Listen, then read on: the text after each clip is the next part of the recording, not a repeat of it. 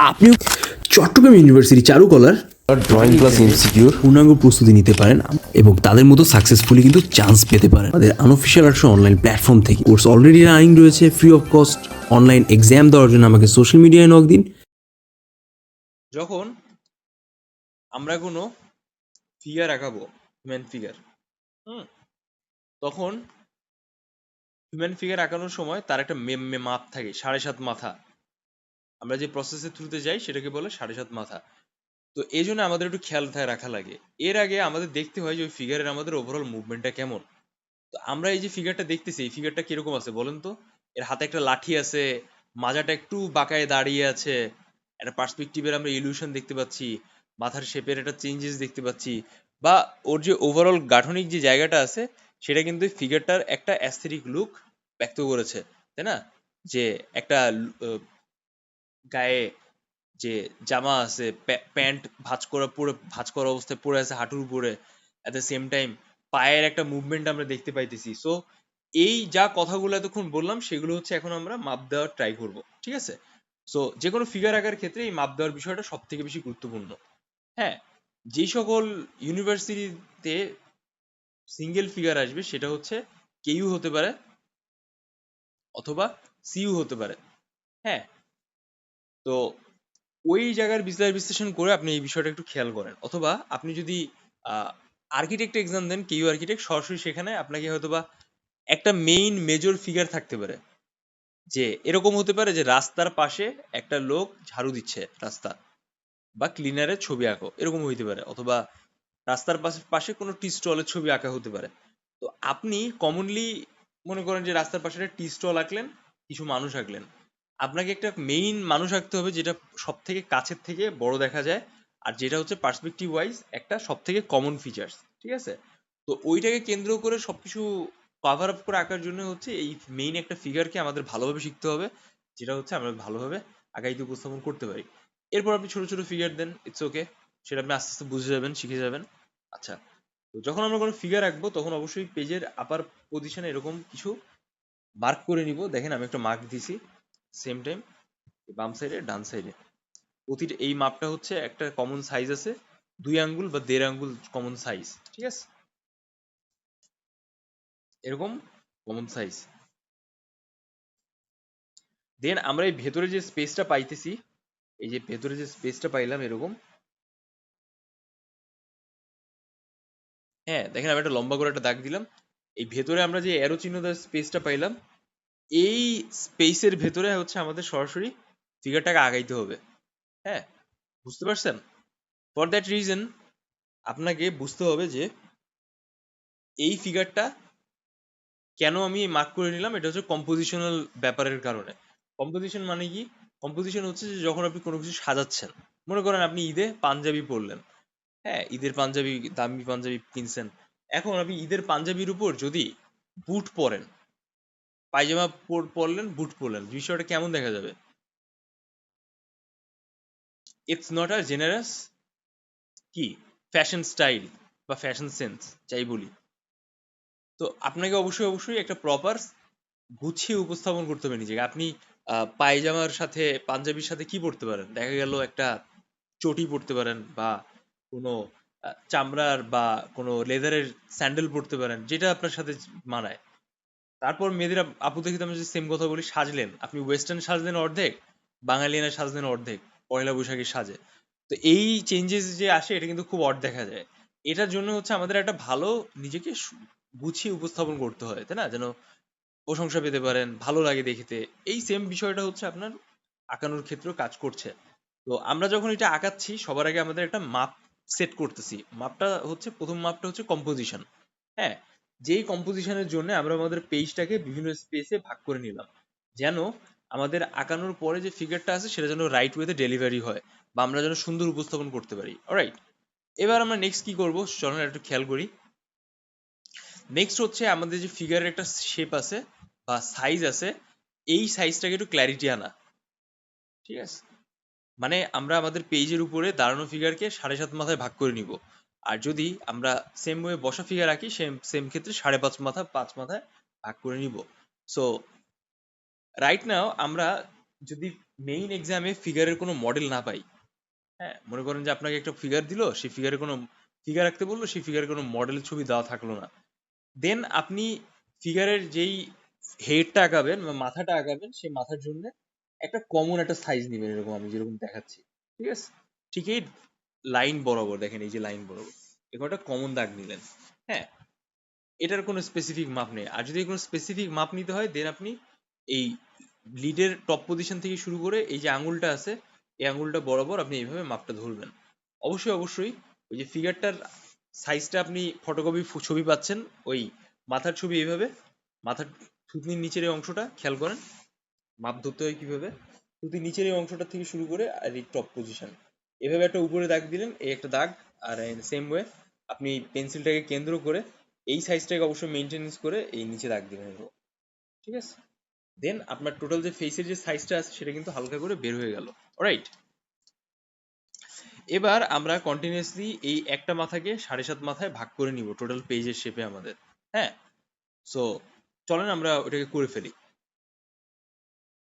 দেখেন কিভাবে ধরবেন। এটা হইতেছে আমাদের লিডের টপ পজিশন, আর এটা হচ্ছে বটম পজিশন, এই আমাদের আঙ্গুল। তো এইভাবে আমরা যখন মাপটা নিলাম, এখানে খেয়াল করেন, এই যে আমরা মাপটা নিলাম এখানে, এই মাপ বরাবর এখান থেকে এই পর্যন্ত, এই ছায়ার জন্য হয়তো একটু ডিস্টার্ব লাগছে, এই মাপ বরাবর আমরা সরাসরি পরবর্তী বাকি অংশগুলো দেওয়ার চেষ্টা করি। দেখেন এই যে 2, 3, 4, 5, 6, এই 7, ঠিক আছে? আর এখান থেকে একটু 7.5। তো এই হয়ে গেল আমাদের মোটামুটি একটা 7.5 মাথার হিসাব। দেখেন আমরা প্রথমে একটা মাপ নিলাম, এক মাথা, 2, 3, 4, 1, 2, 3, 4, ঠিক আছে? 5, 6, 7, আর এই 7.5। এখন আমাদের এইটুকু স্পেসটা এক্সট্রা থাকতেছে। আচ্ছা, তো খেয়াল করেন যে আপনি 7.5 মাথা যেটা নিলেন, আপনাকে কখন কখন কখন এই 7.5 মাথার হিসাবটা মেজারমেন্ট করে উপস্থাপন করতে হবে, এইটা হইতেছে আমাদের মেইন একটু জানার বিষয়, হ্যাঁ। যখন আপনি দেখতেছেন যে এমন কোনো সাবজেক্ট দেওয়া হচ্ছে যে একটা ফিগারকে বেশি প্রাধান্য দেওয়া হচ্ছে একটা ফিগারকে, তখন হচ্ছে আপনি এরকম মেজারমেন্টে আগাবেন। অনেক ক্ষেত্রে দেখা যায় যে যারা সিইউতে এক্সাম দিবেন তাদের ফুল ফিগারটা উপস্থাপন করা লাগে না, অর্ধেক ফিগার উপস্থাপন করলেই হয়। ফর দ্যাট রিজন আপনাকে ওই বিষয়টা ওইভাবে দেখাইতে হবে। সেকেন্ডলি হচ্ছে যারা সরাসরি কোনো মডেলের ছবি পাবেন বা কোনো রেফারেন্স, আপনাকে মডেলের ছবি দেওয়া হবে, দেন আপনাকে সরাসরি ওই একটা সিঙ্গেল ফিগারে গুরুত্ব দেওয়া হবে, ওকে? যারা আর্কিটেক্টের এক্সাম দিবেন তাদের ক্ষেত্রে ওই সেম, যখন কোনো রেফারেন্স বলে দেওয়া হবে সেখানে যদি এমনভাবে উপস্থাপন করা থাকে যে আপনি দেখছেন যে একটা বা দুইটা ফিগারকে কমনলি ফোকাস বেশি করতে হচ্ছে, দেন আপনারা ওই ডিটেলস বা ওভারঅল আঁকার ক্ষেত্রে ওই ফিগারের দিকে বেশি কি গুছিয়ে উপস্থাপন করার চেষ্টা করবেন। বুঝতে পারছেন? এটা হইতেছে মেইন ব্যাপার। আচ্ছা, এবার আমরা একটু খেয়াল করি। দেখেন এই যে আমরা ফিগারের ফেসটা মাপটা নিলাম 7.5 মাথা পর্যন্ত পেজের উপরে, এই যে 1, 2, 3, 4, 5, 6, 7, এই 7.5, এই যে আমরা মাপটা নিলাম, ঠিক আছে? এই মাপটাকে হচ্ছে আমরা এখন একটা বক্সের শেপে কনভার্ট করব, যেন আমাদের ফিগারের যে ওভারঅল গঠনটা আছে বা ডিজাইন যেটা আছে সেটা যেন আমরা উপস্থাপন করতে পারি পরবর্তীতে। সো বক্সের শেপে কনভার্ট করার আগে একটা বিষয় হয় এখানে, যে ফিগারের মুভমেন্টটা কেমন বা বডির গাঠনিক ব্যাপারটা কেমন। কারণ আপনি যখন ছবিতে দেখতেছেন ফিগারটাকে, তখন সে ফিগারটা তো একটা মানে কি একটা হচ্ছে হোল্ড করা একটা ইমেজ, বা একটা হচ্ছে স্টিল পিকচার, তাই না? ওটার কোনো মুভমেন্ট নাই। সো যেহেতু মুভমেন্ট নাই, আপনাকে হচ্ছে ওই ফিগারটাকে ওইভাবে একটা বেসিক জিওমেট্রিক শেপ কনভার্ট করা লাগবে। সো আমরা এখন ওইটাই কনভার্ট করব। দেখেন ফিগারের যে ফেসটা আছে, এই ফেসটা আসলে কেমন, দেখেন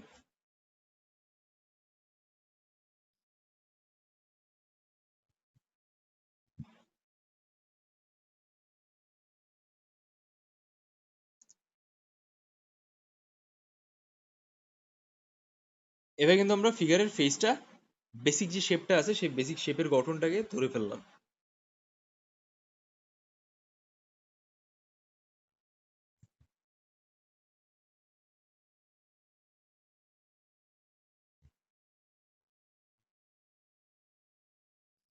অলরাইট,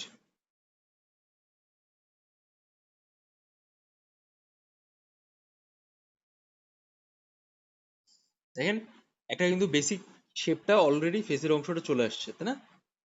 তো এখানে হচ্ছে আমরা স্কেলিটন আদার্স পার্টস বা অংশগুলোকে উপস্থাপন করেছি একটা বেসিক মাপ দিয়ে।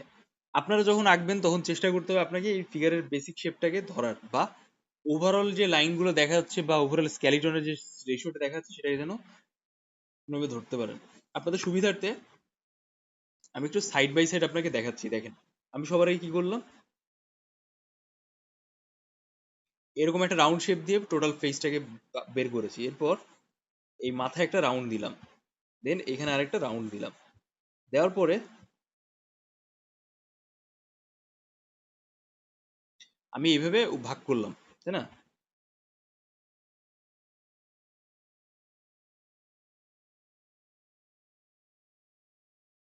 এই তো এই হয়ে গেল আমাদের টোটাল ফেসের একটা বেসিক গঠন অবস্থা। অলরাইট, এবার আমরা যে কাজটা করব, আমরা টোটাল এই সেম স্টাইলে সেম প্রসেসে আমাদের বডির যে শেপটা আছে সেটাকে ধরার চেষ্টা করব। হ্যাঁ, তো রাইট নাও আমরা এখন গলার দিকের দিকে আসি। এইটা হইতেছে আমাদের গলার শেপ, এখান থেকে বের হচ্ছে।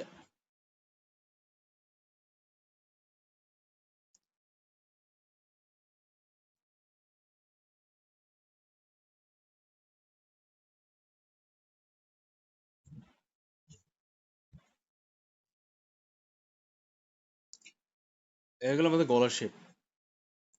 এখন আমাদের ফেস বা বডির যে গঠনটা আছে সেটা আমরা ওইভাবে ধরার চেষ্টা করি। এই হচ্ছে আমাদের যদি মিডল পার্টটা থাকে, দেন অবশ্যই এই অংশটা হচ্ছে আমাদের কি বলুন তো বিউটি বোনের অংশ হিসেবে কাজ করবে।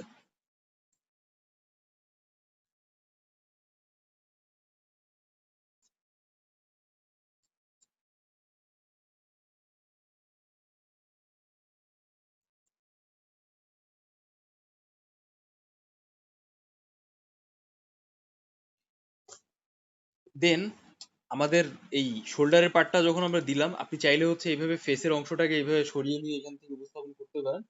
কারণ এই যে আমাদের শোল্ডারের এই যে পার্টটা আছে এটা অলমোস্ট এই অংশটারই একটা এক্সট্রা পার্ট। দেন আপনি সরাসরি হচ্ছে আগে মার্ক করবেন যে কতটুকু অংশ দিতে চাইতেছেন আপনি।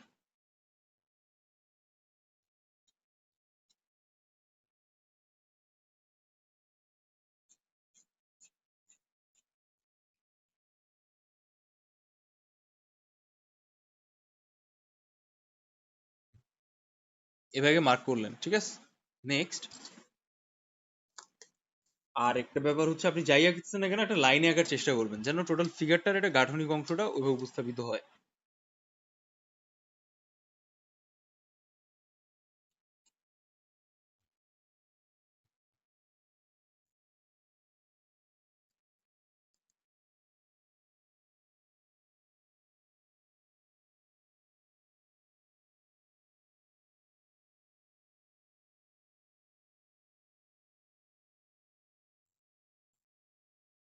এটা আমরা কি করতেছি, এটা আমরা স্টিক ড্রয়িং এর বিষয়টাকে কনভার্ট করতেছি টোটাল ফিগারটাকে।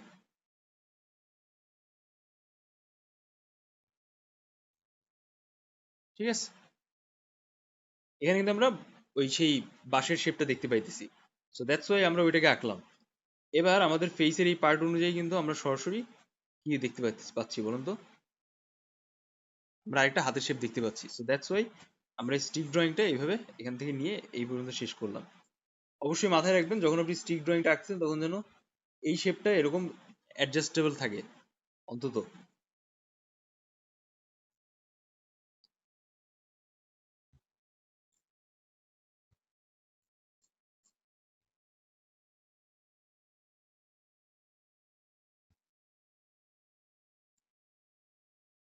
ঠিক আছে, দেখেন আমি যেভাবে দেখাচ্ছি এর জন্য একটা অ্যাডজাস্টেবল ব্যাপার থাকে।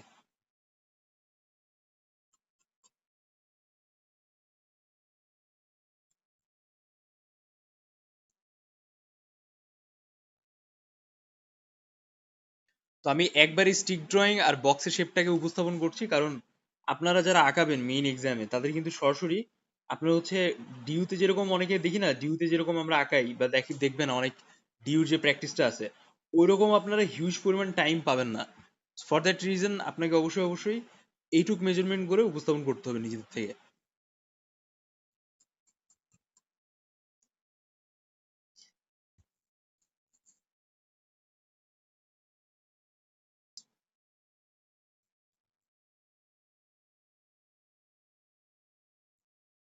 বুঝছেন?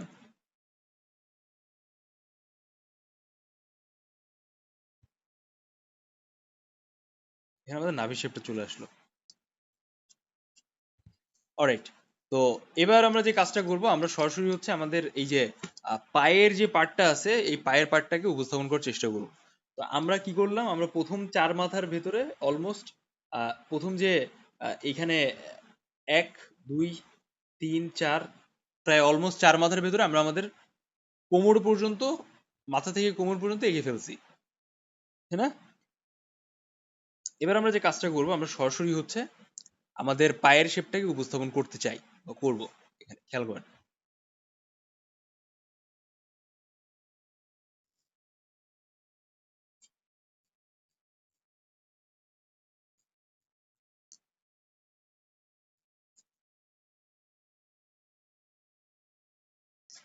তো পায়ের শেপটা আঁকার আগে আমাদের পায়ের পজিশনটাকে ঠিক করতে হবে। ঠিক আছে, খেয়াল করেন। এই একটা পা হচ্ছে আমাদের সরাসরি এই বরাবর এখান থেকে এইখানে চলে আসছে।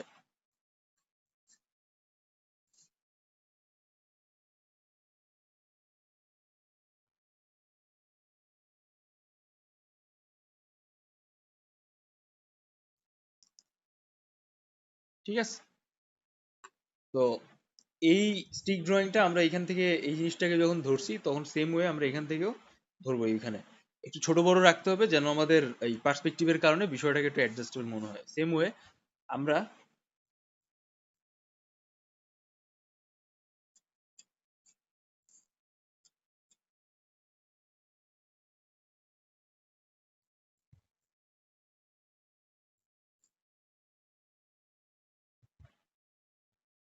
এই অংশটাকেও দেখি।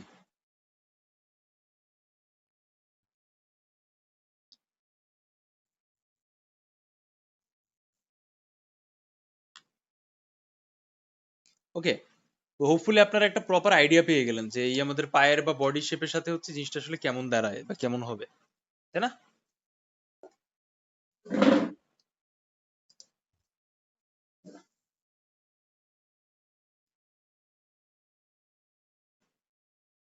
এবার হচ্ছে আমরা নেক্সট পার্টটা আঁকি। দেখেন, পায়ের পার্ট। তো আমরা তখন কি করছি, আমরা হচ্ছে সরাসরি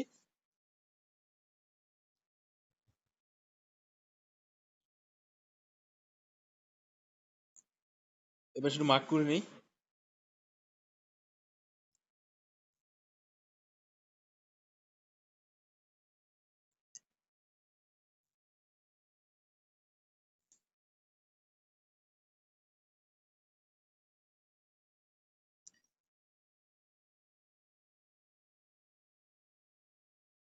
আগে আমাদের মেইন শেপটাকে আগানোর চেষ্টা করতে হবে।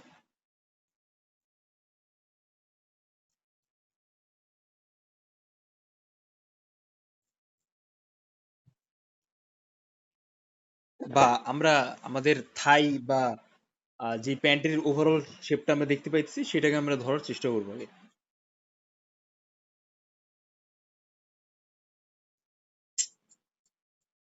দেন এগুলো আস্তে আস্তে শুরু হয়ে যাবে।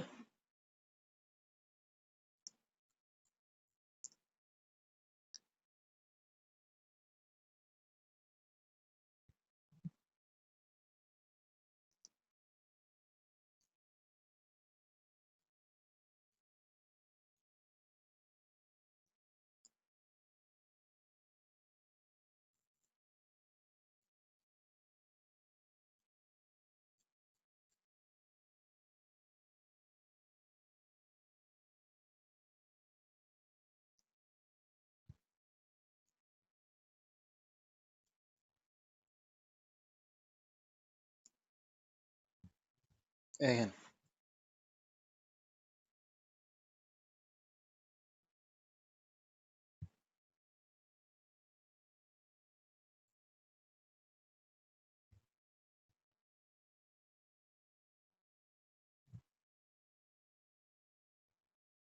এখানে কিছু আলগা করে মার্ক নেন, পরে যখন আমরা ডিটেলস ধরবো এখানে তখন এটা হচ্ছে আমাদের কাজে আসবে।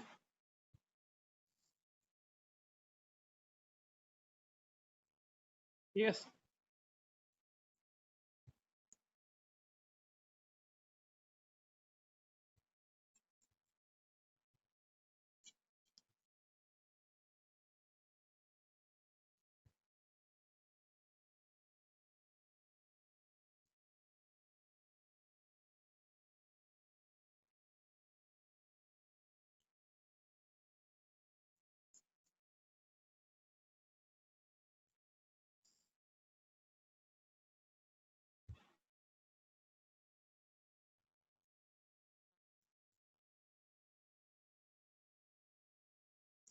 এবার আমরা হচ্ছে সরাসরি এখানে পায়ের শেপটাকে কমপ্লিট করব। দেখেন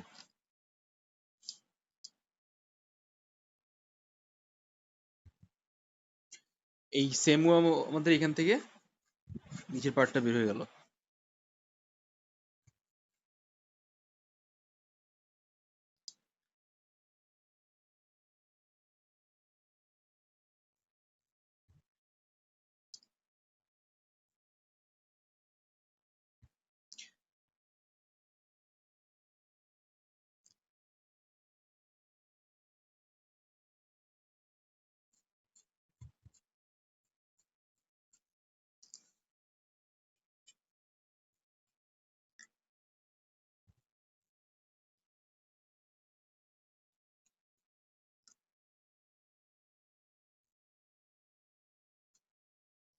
এই পার্টটাকে আমরা একটু বড় করে দিলাম জাস্ট পার্সপেক্টিভের কারণে।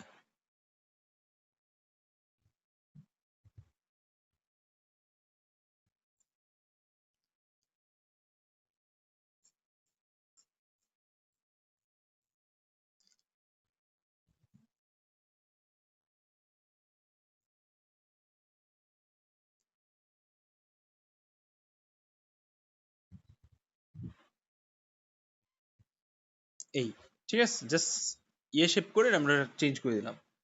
সেম প্যাটার্ন হচ্ছে আমরা এখানে এই পায়ের শেপটা এবার আঁকি। দেখেন এটা যেহেতু এখানে আনছি আমরা, সো আমাদের এই বরাবর এখানে শেষ করতে হবে এই পা।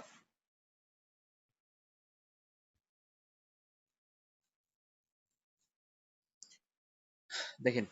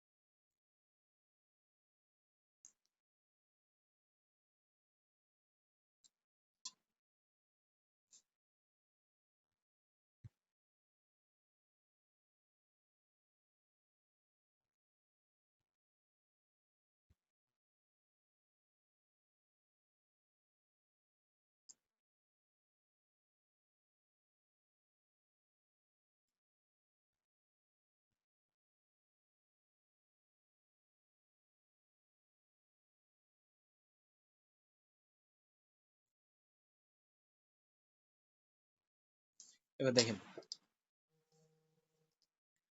এগুলো আমাদের আরেকটা পায়ের পার্ট।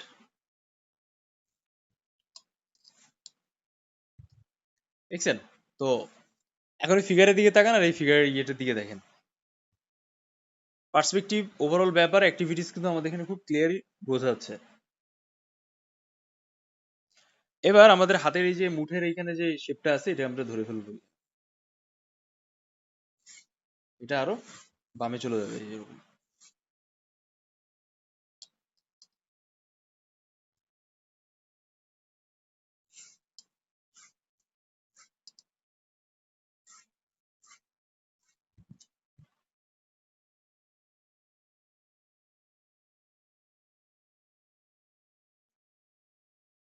তো এভাবে হচ্ছে আপনারা একটু ফিগারের বেসিক শেপটাকে আগে ধরে ফেলবেন, ঠিক আছে? এর পরবর্তীতে আপনি ফিগারটাকে কমপ্লিটলি আঁকানোর চেষ্টা করবেন। তো দেখেন, ফার্স্ট